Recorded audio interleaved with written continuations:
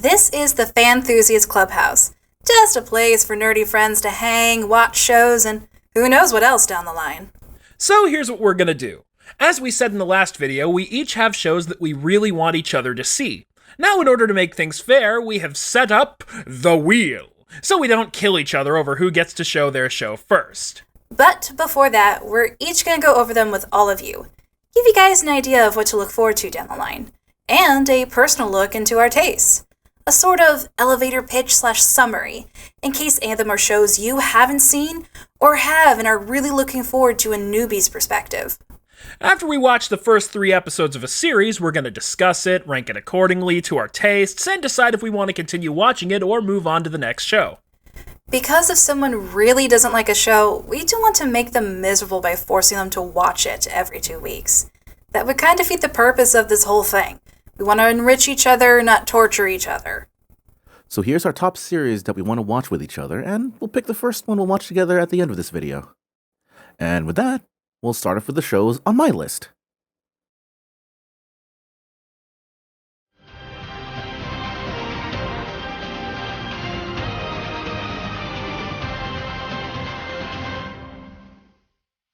A Taiwanese puppet show spearheaded by the Peely Puppet Company, acclaimed writer Gen Urobuchi, and music by Hiroyuki Sawano, Thunderbolt Fantasy is an Eastern fantasy wuxia show whose first season centers around the mystic sword Chanjingjiang and our group of heroes seeking to prevent the villain Mia Tianhai from obtaining it.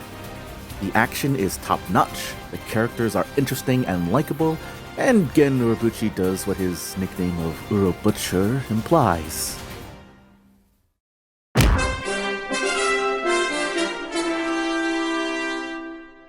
A hilarious comedy light novel adaptation by Studio Dean, Konosuba is a parody deconstruction of the entire isekai fantasy genre fad, starring the biggest group of imbeciles and assholes that you will still simp over. Their misadventures had me laughing for minutes on end. This show is hilarious.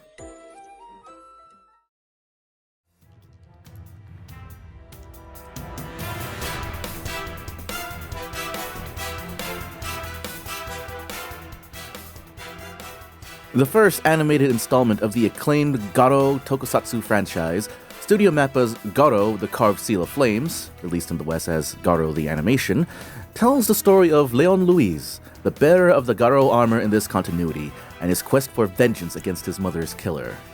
The animation is excellent, and the characters are all quirky and likable.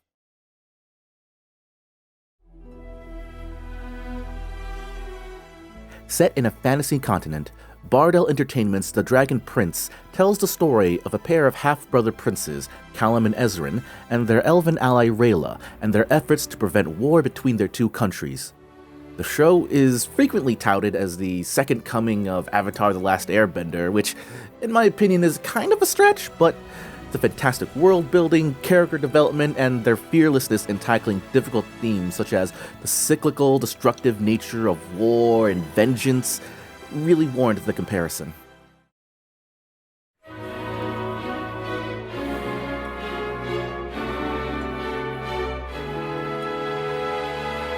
A faithful manga adaptation, Studio Bones' Full Metal Alchemist Brotherhood, centers around brothers Edward and Alphonse Elric and their search for the Philosopher's Stone, the only way the brothers could restore their broken bodies. Along the way, they encounter dangerous conspiracies and tackle difficult themes such as the nature of religion and godhood, atonement for one's actions, and the acceptance of loss.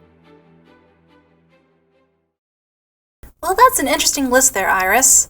This is my top 5 that I'm super excited to share and talk about. Number 1, My Love Story. My Love Story is a Japanese shoujo anime starring Takio Goda, a 15-year-old high school boy who, despite his tall, muscular, and overall intimidating presence, is an incredibly kind-hearted and lovable lug who's just looking for love. Fate would align as he meets Rinko Yamato after coming to her aid on the train and, with the help of his best friend Makoto Tsunakawa, finally gets his dream high school romance. An overall funny, warm, and feel-good show, and one of the few shows that has you see the relationship actually happen.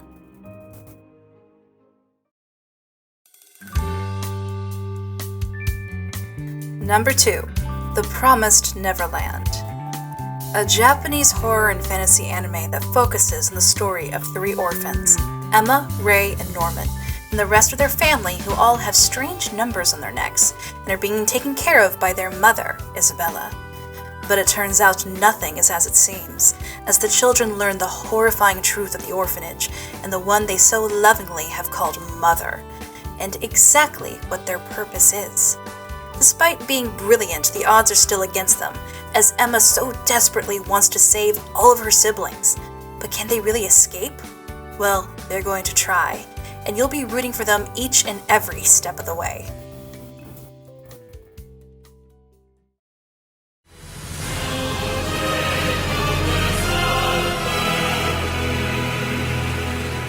Number 3. Overlord. Since 2015, there have been a lot of notable isekais that have come out since then. Among them is my personal favorite, Overlord, an anime about a man where he lives in a future where virtual reality is the highest point of entertainment and escapism. He is the leader of a mighty all-monster guild in a game called Yggdrasil. But as the game's servers are about to come to an end, and he laments over good memories, instead of being shut out of the game like normal, he instead is transported into an entirely different world, with his guild's home base and all their NPCs coming to life to serve him as Overlord. Now in a new world where his magic trumps most of the natives, perhaps world domination will be all but certain.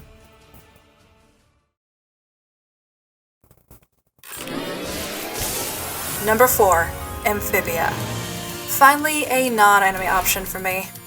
Amphibia comes from some of the creators of Gravity Falls. It is a comedy and fantasy story with some mild horror. It is the story of a girl named Anne Boon Choi, who comes across a magic box that when opened transports her and her best friends Sasha and Marcy into a completely different world of sentient amorphous amphibians. Anne is taken in by a family of frogs called the Planters. Sprig, her new best friend, Polly, his sister, and Pop Pop, grandfather and surrogate parental figure for Anne. Anne has to learn to adapt and grow in this new, dangerous world, working with the Planters to try to find her friends and get them all back home, while discovering the true nature of this world and the beings who control it.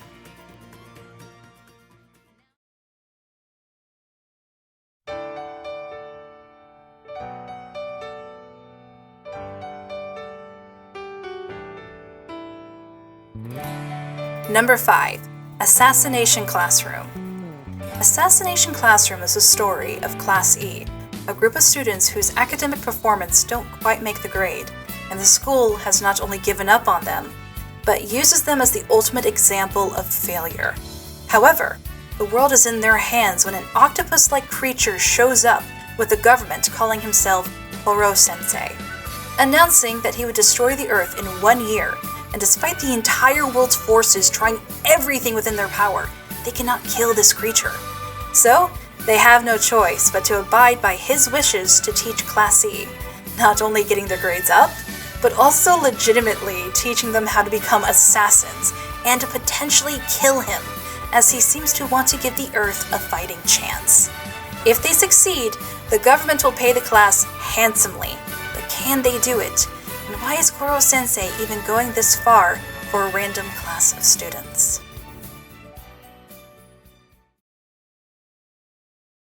Oh, it's my turn? Okay, cool.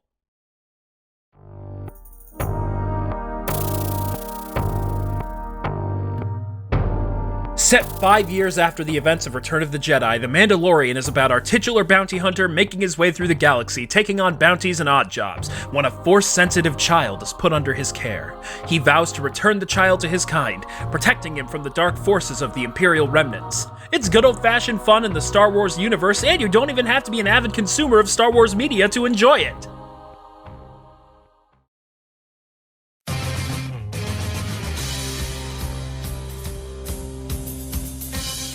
Being a superhero is tough work, but it's even tougher when you're a 17-year-old high schooler. We follow Peter Parker 1 year after being bitten by a radioactive spider, attempting to juggle his life as New York's friendly neighborhood protector while also keeping his civilian relationships intact. Meanwhile, New York's crime is on the rise, with Oscorp producing supervillains left and right, and all the while the notorious big man of crime is planning to make his move. Simple stuff, right?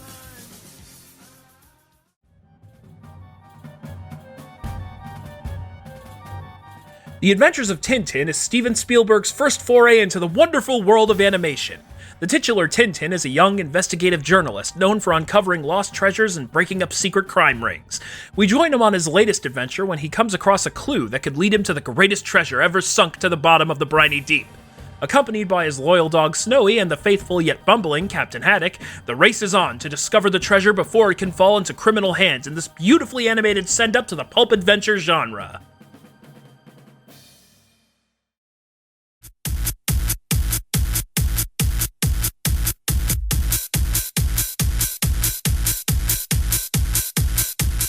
Honestly, Redline is kind of tough to describe.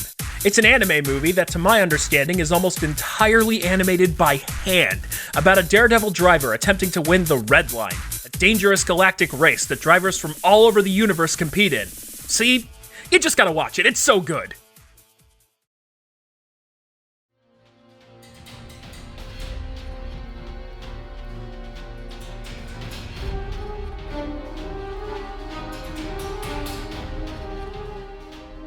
Based on the video game franchise of the same name, Castlevania follows the story of three adventurers as they embark on a quest to stop the vengeful machinations of Vlad Dracula Tepish, the lord of all vampires himself. Beautifully animated, wittily written, and full of some good old-fashioned grim-dark fantasy, it's a show that's perfect to watch if you're looking for something to scratch that D&D itch. Alrighty, with all that out of the way, let us spin the wheel!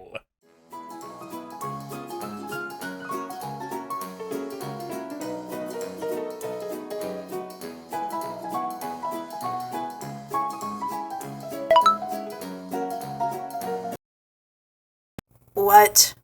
This shit is rigged, I swear. Wait, it's on one of my shows? Oh well, our time will come, Bowtie. So tune in on the next video to see our reaction and discussion.